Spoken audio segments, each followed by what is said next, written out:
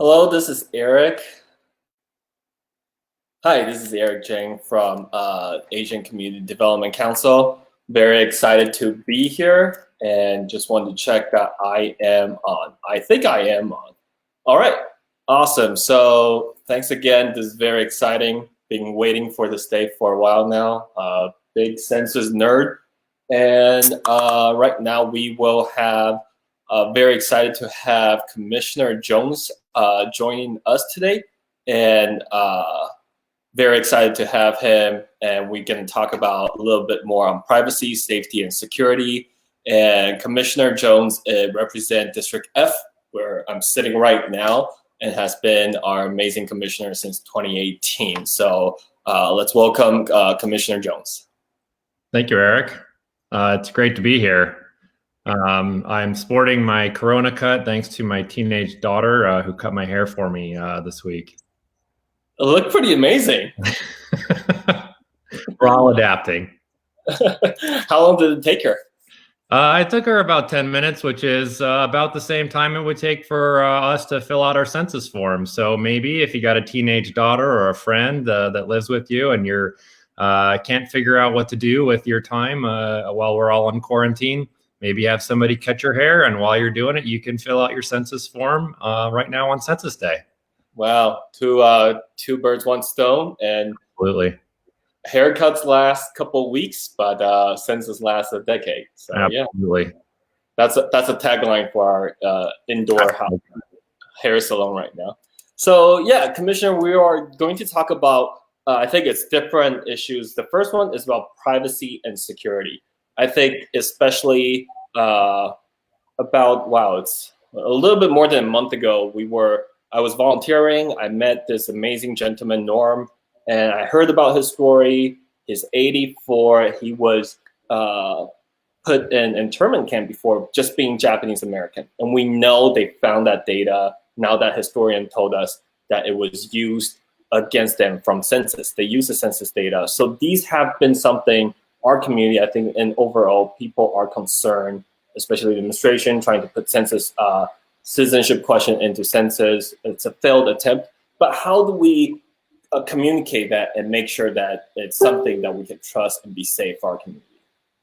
Well, definitely that's been a concern that's been raised before. I can tell you this, my little history. I've done a lot of genealogy over the years, and census information is actually a great source for doing genealogy work. But as I know from doing genealogy work, that information isn't released to the public for more than 70 years. And so when I've done genealogy in the past, you sort of wait around until it comes to be 2020, for example.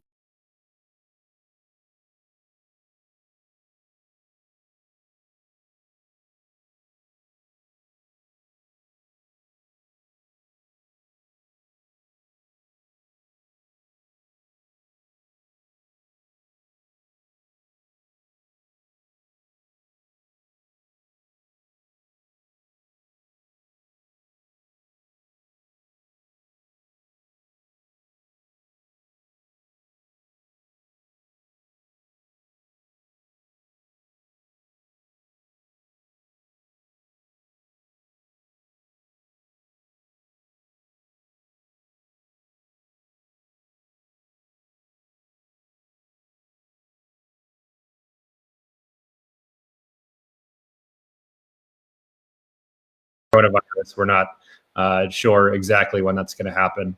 So to prevent scams, definitely don't provide anyone with information other than the 9 or 10 questions that are on the census form, and just go straight to the website. If you have questions, certainly you can reach out to my office by phone or email if that's helpful. You can reach me at justin.jones at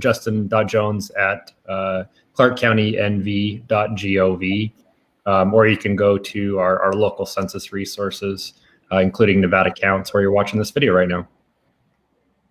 That's awesome. And then another thing that you mentioned is this is the first time in the history since 1790 for census that we can do online, filling that online.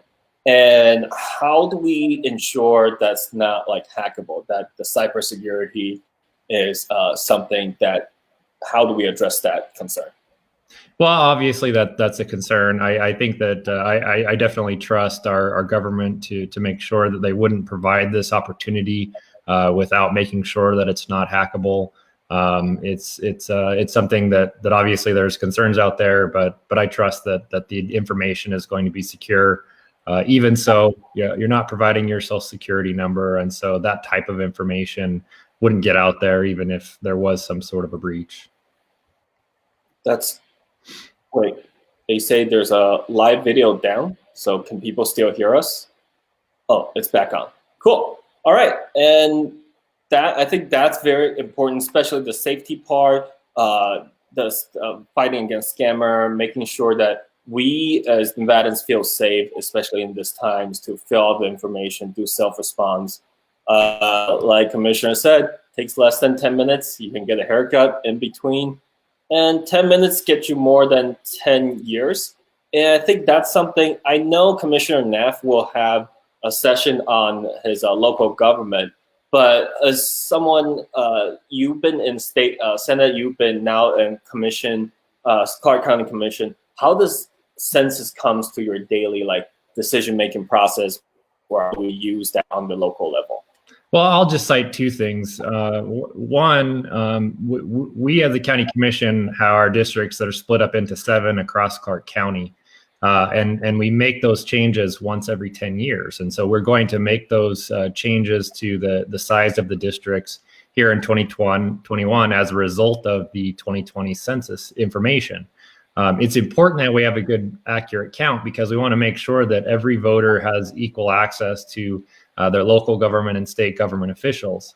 My district, District F, has the largest population based on the amount of growth. And so I want to make sure that going forward into the next decade, while I'm representing folks in the southwest part of town, that frankly, my own folks get counted and get their fair access to parks funding and roads funding, and healthcare funding and all that goes along with the proper count. And then I will say the other I think very prescient issue right now, we're obviously in the middle of a public health crisis, and we are receiving disaster relief, SBA loans, and other federal dollars, and those dollars are all based upon the population information that came from the last census. And so if we don't get counted now, then the next time we face some sort of a crisis, we're not going to get the federal dollars for public health emergencies, for the opportunities that we're experiencing right now as a result of this unfortunate circumstance that we're in. Yeah, I think that's how both local, state, and federal government are able to calculate for how many masks people need, hospital beds, ventilators. I remember in the 50 ways of how census can be used, one of it is planning in terms like this, right? And how do we make sure that people have the resources they need to weather through this virus storm? I don't know, whatever we're calling this right now, tragedy. But definitely it's critical as we're all, or so many of us who are not on the front lines are being asked by the governor, by the president, by our local government officials to stay home. There's really no reason not to take the 10 minutes that it takes to go online and fill out your census. I know I was looking at the data for where we are in comparison to other states. In terms of our percentage of filling out the census, and I think what I saw was about 29% have filled out their census so far, and that's not bad. But again, there are many other states that are well ahead of us in their percentage of folks who have filled out the census, and it's a single pie. It's a zero-sum game here. If we don't get all of our folks here in Southern Nevada and across the state counted, then those dollars, which are going to be in the billions and over the next 10 years, then those dollars are going to go to Michigan or Maine or some other state. And no offense to the other state, we love all our Americans across the country, but we're a growing state, and as a result of that, not getting counted now hurts us worse than in those states that are either static in terms of population growth or they're actually losing population over the course of the next decade. So it's extra important that we as Nevadans get counted now. Yeah, so I love that you mentioned the self-response rate. So I'm on the website right now. The national response is 36.2, and Nevada is 36%. So we're just like average. Got and it. then Clark County, let's see if it, we're at 36.3. So Clark County is just 0.1% higher than the national level. And let's see, do we have like natural rivals as a state? You know, there's always this rivalry with Reno. I love my friends from Reno, but there's this UNR, or Nevada as they like to call themselves, versus UNLV. And so, you know, I would say let's say Washoe County challenge you. We'll challenge you to a duel in terms of response rates, and let's see who comes out on top. Are you gonna do one of those? You know, people give like either beer or you have to wear like UNR gear for a day or something like that. You know, it's funny you mentioned that. I would love to have a Clark County logo T-shirt, and I'd make a challenge out to Commissioner Ducey from Washoe County that I will wear a Washoe County shirt, and vice versa. He would have to wear a Clark County shirt if his county did better than Clark County. So, Bob Ducey, I hereby challenge you. Right now, Washoe's self-response rate is 38.4. Oh man, I don't know what I got myself into. Yep, you're walking around with a Washoe County shirt on. Yeah, so we'll get that challenge going, and then for ACDC, the Asian Community Development Council that I work for, we have both Washoe office and Clark office. So we have, I think, staff up there, so they will help make sure their friends and classmates, a lot of them are UNR students, get to fill it, and then we will do our part, and we'll see who ends up having to wear whose jersey. You know, sounds good. In the meantime, that we're all stuck at home, and the governor just asked us to extend non-essential business closure until end of April. Do you have any tips for stay at home? Well, I'll tell you, I've got a 15-year-old and a 9-year-old at home, and it's been a challenge. My 9-year-old son is definitely stir crazy. He likes to be out riding his bike, and online school is something new every day. My teenage daughter, on the other hand, is in heaven. She sleeps in every day until at least 10 o'clock with our puppy. And so she's been practicing social distancing and hanging out in our room for 3 or 4 years now as a teenager. But you know, go get out there, whatever your thing is. And in terms of getting outside, we're asked to stay at home. And you got your puppy there too. So that puppy on this live stream. There you go. All right. Lovely. All right. Yeah. Yeah, I know you've been. You are the Red Rock guy, so I know you care a lot about conservation, about our land, and a lot of time you mentioned that Liam loves going to the outdoors. How the Census actually goes into like the conservation efforts or help us with parks and recs? Well, absolutely. Again, this determines billions of dollars over the next 10 years. We for a long time here in Nevada, we have 86% of Nevada, which is federal lands. And so we were already getting the short end of the stick when it comes to dollars coming back to Nevada for management of BLM and Forest Service and other national parks lands. It took us several decades and Senator Reed's help in order to get us our first national park up at Great Basin. We've really done some fantastic work with Gold Butte and Sloan Canyon and other national recreation areas, national conservation areas.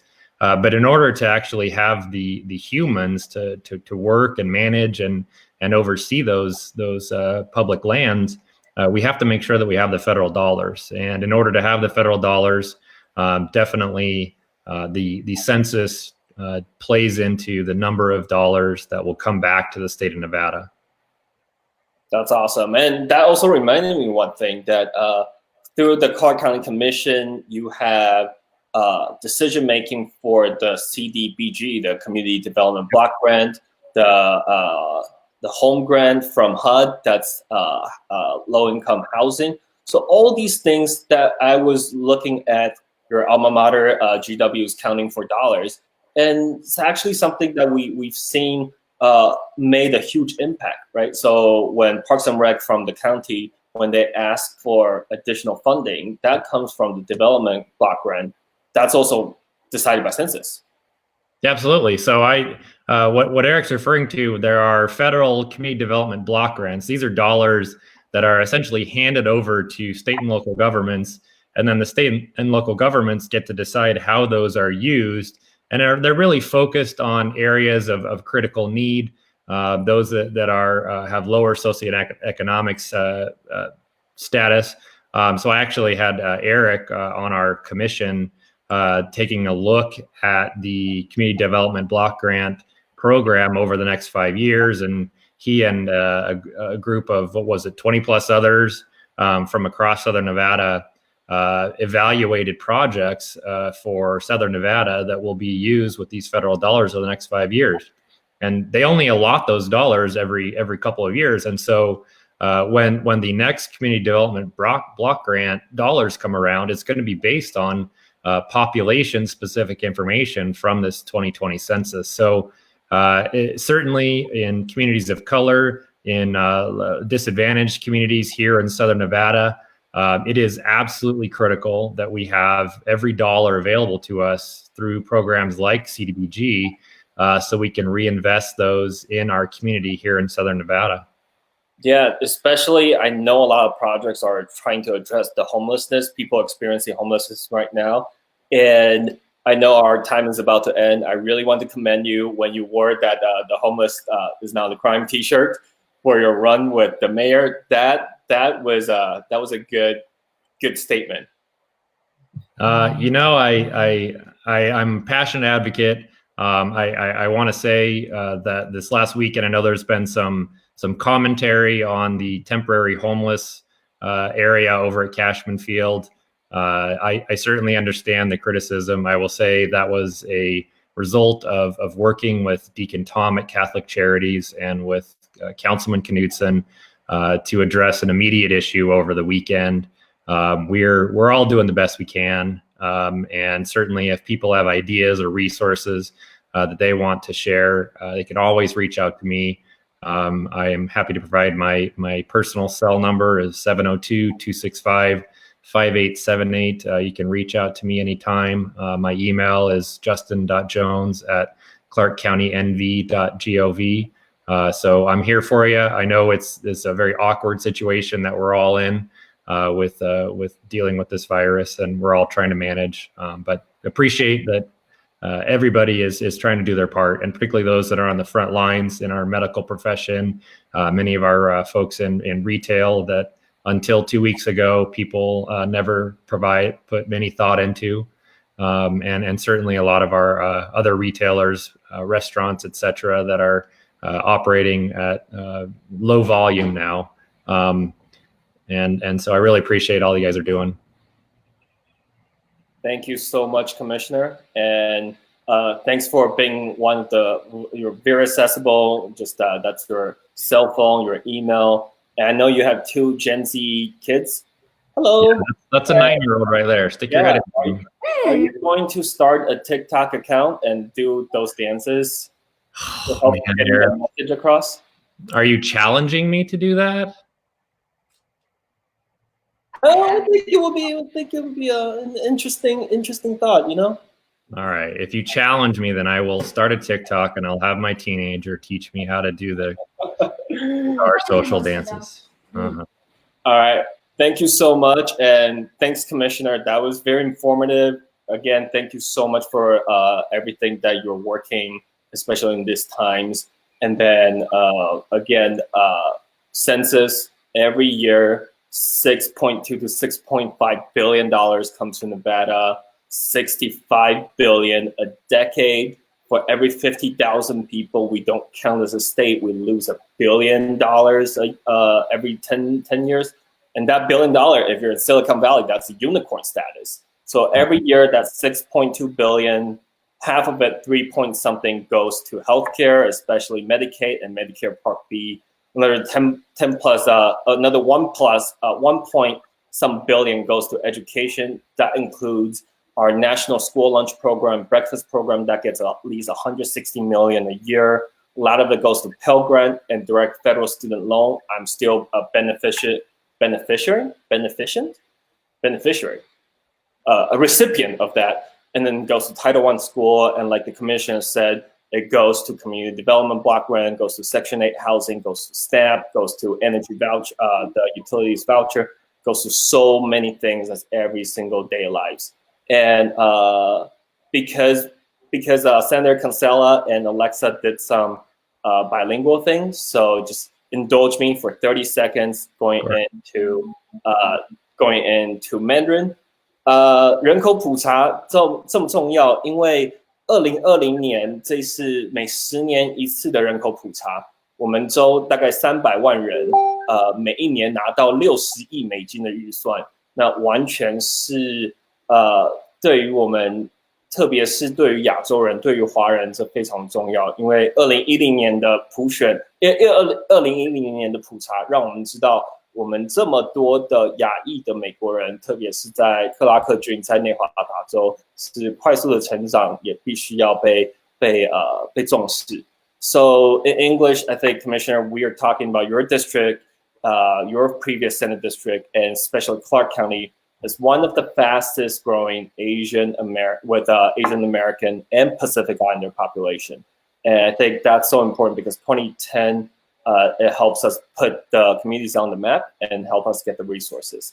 So again, thank you so much. Do you have any parting thoughts before we hand it over to, I think we're going to lunch break? No, I just, I really appreciate ACDC and what you guys do to get the word out. I know I called on you to do translation of a lot of the press releases that were going out from our multi-agency command center. I really appreciate all you guys are doing to try and get the word out. And things change on an hour-to-hour basis when it comes to the coronavirus. I appreciate all ACDC has done. But when it comes to the census, again, take the 10 minutes. Let's make sure that it's not just the folks that are on this live stream, but go tag those people that don't watch the live stream, aren't on Twitter. Let's go get those folks to go fill out their census today. Awesome. Thank you so much, Commissioner. And then before we say goodbye, let's see my dog again. Yay. Oh, all right. Thank you so much. Bye. See ya.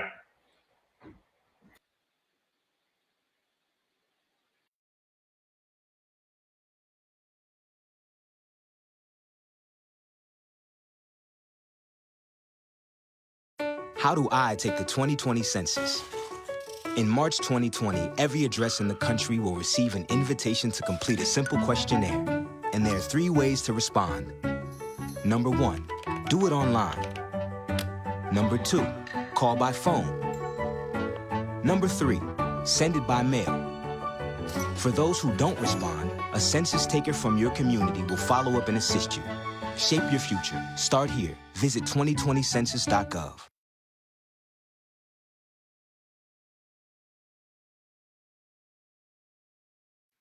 Thank you so much, Commissioner Jones and Eric from ACDC, and actually all of the folks that have participated this morning.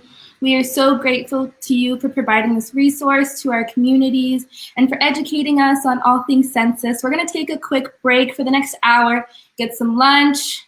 I'm going to get my coffee, and we're going to meet you back here at 12:30 with Assemblywoman Selena Torres. Bye, everyone.